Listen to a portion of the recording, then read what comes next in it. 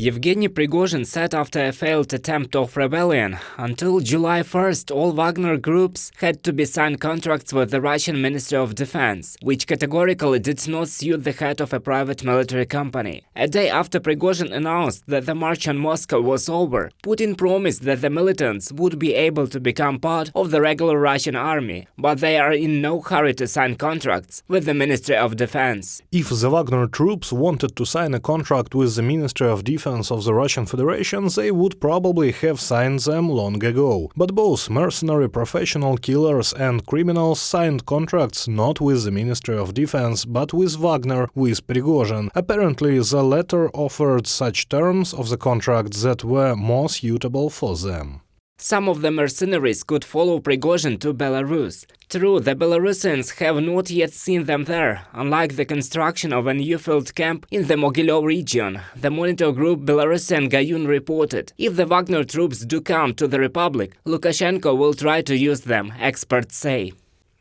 He perfectly understands that he still retains power by force, and his strength is also not unlimited. In my opinion, the capabilities of the Belarusian security forces, those who are subordinate to Lukashenko, are much less than the capabilities of the security forces in Russia. Therefore, Lukashenko wants to have such a small army of mercenaries for himself.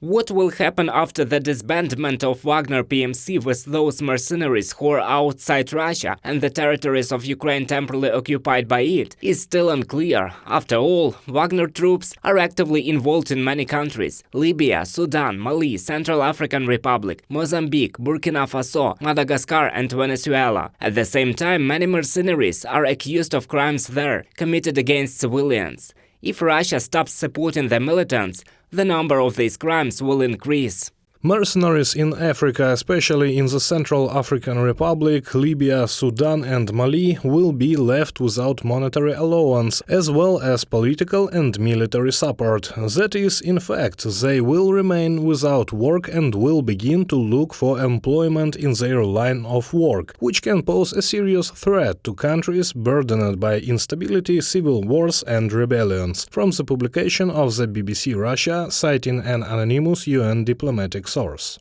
According to the Wall Street Journal, the Kremlin announced to the authorities in Syria, the Central African Republic and Mali that it had taken control of the mercenaries who were on the territory of these countries. There are about 6,000 PMC militants outside Russia and the Ukrainian territories temporarily occupied by the Russian army. The Wall Street Journal reports Moscow will probably try to use their presence abroad to increase its influence there. Reported by Roman Smoler, Valeria Nikipelova, UATV News.